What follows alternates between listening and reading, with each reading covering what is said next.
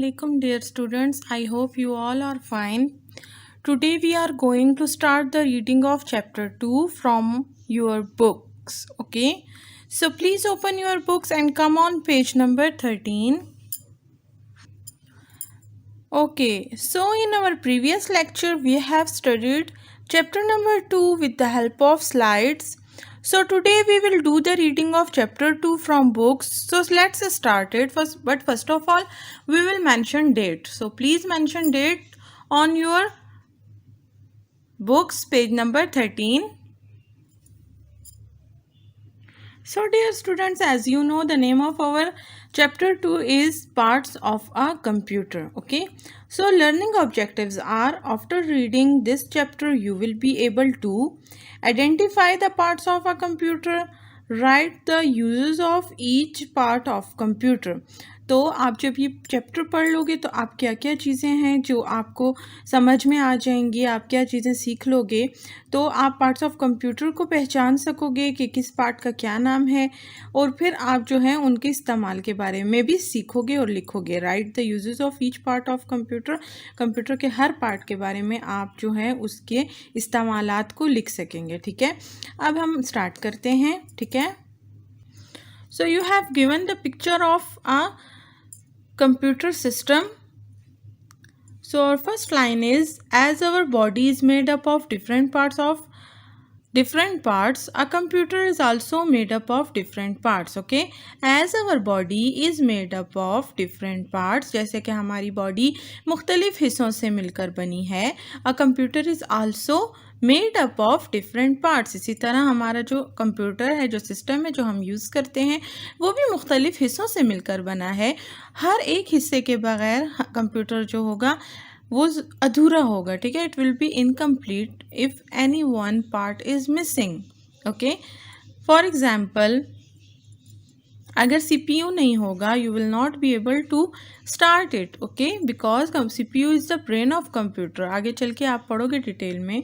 तो अब वो क्या कह रहे हैं, let's start each part in detail. चलिए अब हम हर पार्ट को डिटेल में पढ़ते हैं. ठीक है, so first part is monitor. ठीक है, फर्स्ट हमारा जो पार्ट है जिसके बारे में हम पढ़ेंगे वो है monitor. A monitor looks like a TV screen. As I have told you in slides also that monitor जो है वो आपको बिल्कुल TV की तरह से शो होता है. जैसे TV स्क्रीन होती है बिल्कुल एज इट इज़ आपके पास मॉनिटर भी दिखाई देता है. यू कैन सी कार्टून्स, आप कार्टून्स देख सकते हैं, फिल्म्स देख सकते हैं, वर्ड्स अल्फाज देख सकते हैं, नंबर 1 2 3 की बात कर रहे हैं, एंड सेंटेंसेस आप जुमले. ठीक है, मतलब देखिए अब ये पूरा एक सेंटेंस है. ठीक है, तो इस तरह के सेंटेंसेस भी आपको मॉनिटर पे नज़र आते हैं. It is also called a visual display unit. Video is the short form of visual display unit. Okay, so आप इसको विजुअल डिस्प्ले यूनिट भी कह सकते हैं. It is the second name of monitor. ठीक है, सो अंडरलाइन करें last line को. ओके जी, लास्ट लाइन को अंडरलाइन करने के बाद now come towards the second page number 14. Okay dear students, first of all mention that on page number 14. So the second topic is CPU. CPU stands for Central Processing Unit. The full name of CPU is Central Processing Unit and in short form we called it CPU. Central Processing Unit को हम short form में CPU बोलते हैं. इसकी full form है Central Processing Unit. It is the brain of a computer. देखिए जैसे हम human body में brain होता है, as we have a brain with the help of which all the parts are control. ठीक है, उसकी वजह से हमारे सारे पार्ट्स कंट्रोल में रहते हैं, because brain is responsible for it. हमारा ब्रेन जो है इसके लिए रिस्पॉन्सिबल है, उसकी जिम्मेदारी है कि वो हमारे तमाम पार्ट्स को कंट्रोल करते हैं और उसको सही डायरेक्शन में जो है उनकी जो फंक्शन है वो उनसे करवाता है. ठीक है, तो अगर ब्रेन में कुछ मसला आ जाता है तो हमारी बॉडी के काफ़ी सारे हिस्से ऐसे हैं जो ब्रेन से एज यू नो कनेक्टेड हैं. As I have told you कि ब्रेन से हमारी बॉडी पार्ट्स कनेक्टेड हैं. तो अगर ब्रेन में कोई इशू आता है तो उससे जो है हमारा नर्वस सिस्टम अगर ख़राब हो जाता है या उसमें कोई मसला आ जाता है तो उससे हमारे बॉडी पार्ट्स इफ़ेक्ट होते हैं. सेम एज़ यहाँ पर देखें ब्रेन का जो सीपीयू जो है वो कंप्यूटर का ब्रेन है। कंप्यूटर का ब्रेन जो होता है वो सीपीयू होता है। तो अब आगे चलकर देखते हैं कि ये क्या करता है। You think with your brain, देखें वो कह रहे हैं आप अपने दिमाग से सोचते हैं, and a computer thinks with its CPU as it is. Computer अपने ब्रेन से सोचता है, and the name of his its brain is CPU. ठीक है, CPU controls all the functions of a computer. CPU तमाम कंप्यूटर के functions को control करता है। It also stores lots of information for you, और इसी तरह से वो काफ़ी सारी इंफॉर्मेशन आपके लिए अपने अंदर स्टोर भी कर सकता है। ओके, सो सीपीयू की फुल फॉर्म को अंडरलाइन करें। जी, तो देखिए ये तमाम चीज़ लाइन्स आप अंडरलाइन कर लो, because this are important and related to function of CPU and its full form. ठीक है, तो ये सब आप अंडरलाइन करो। CPU stands for central processing unit, इसको अंडरलाइन करें।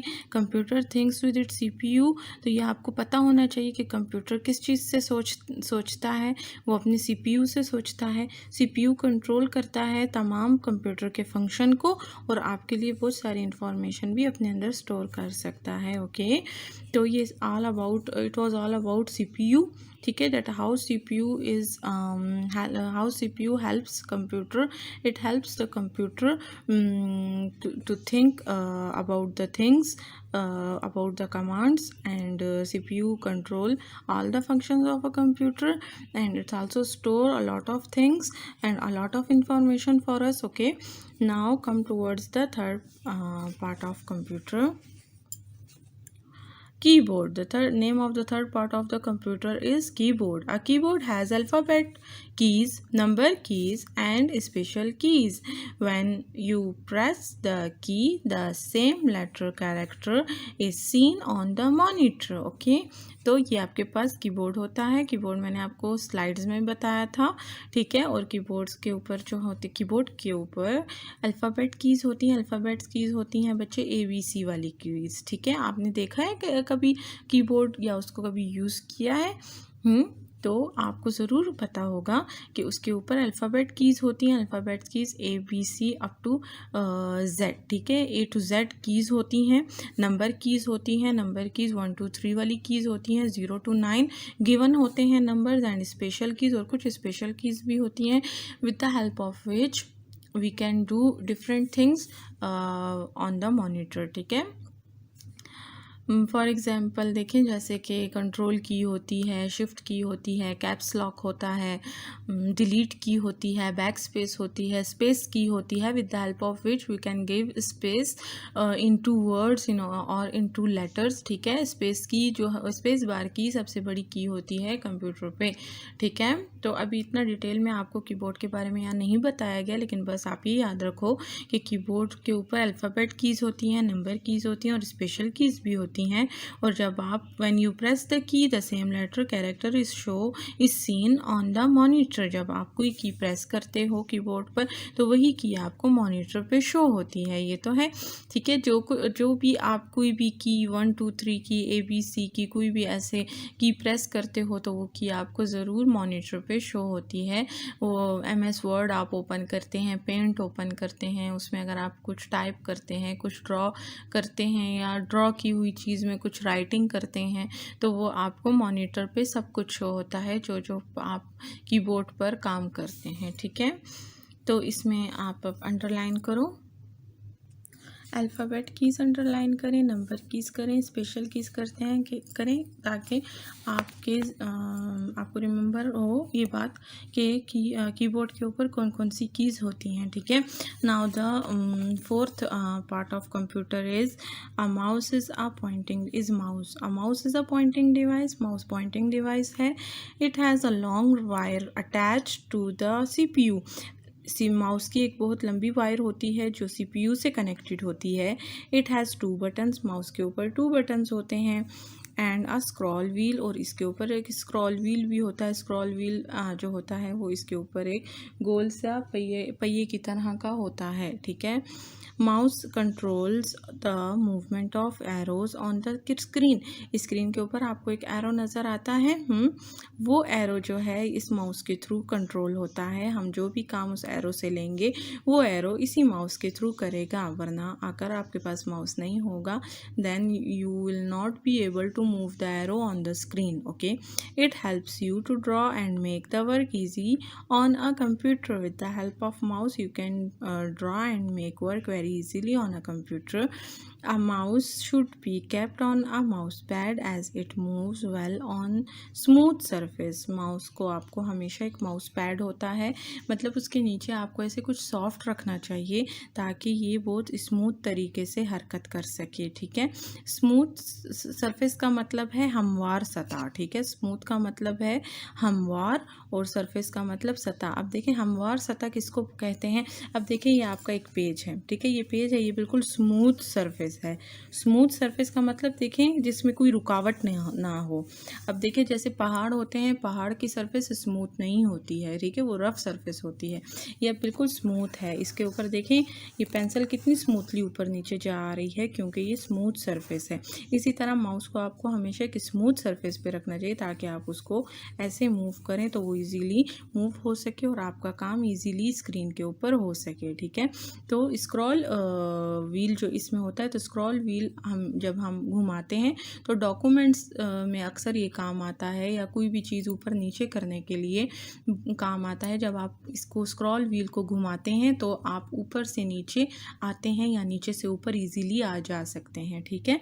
तो स्क्रॉल व्हील इसलिए होता है और इसके ऊपर दो लेफ़्ट एंड राइट बटन होता है, ये आपको चीज़ सिलेक्ट करने में मदद देते हैं। और इसकी एक लंबी वायर होती है और वो अटैच होती है CPU से। और माउस एक पॉइंटिंग डिवाइस है। पॉइंटिंग डिवाइस का मतलब ये है कि आप चीज़ों को जो है पॉइंट कर सकते हैं, इसके थ्रू जो है चीज़ों को सिलेक्ट कर सकते हैं, चीज़ों को जो है वो आप ड्रॉ कर सकते हैं। मतलब ये एक पॉइंटिंग डिवाइस है, ये आपको चीज़ें सिलेक्ट करके देती है, ठीक है। चीज़ों को, पिक्चर्स को सिलेक्ट करती है, टेक्स्ट को सिलेक्ट करती है, ठीक है। अब आप इसको अंडरलाइन करें कि माउस एक पॉइंटिंग डिवाइस है। पॉइंटिंग डिवाइस आप टेक्स्ट और पिक्चर्स को इसके थ्रू सिलेक्ट कर सकते हो। इस पे 2 बटन्स होते हैं। इनका फंक्शन क्या है, it helps you to draw and make the work easy on a computer, ठीक है। तो आज हम अपना टॉपिक यहीं पे एंड करते हैं। इंशाल्लाह we will study the other parts of the computer in our next lecture. So अब आपको एक और बात एट द एंड में बताना चाहती हूँ कि जितने हमने 4 पार्ट्स पढ़े हैं, monitor, keyboard, mouse and CPU, these are 4 main parts of the computer, ठीक है। 4 मेन पार्ट्स हैं ये कंप्यूटर के।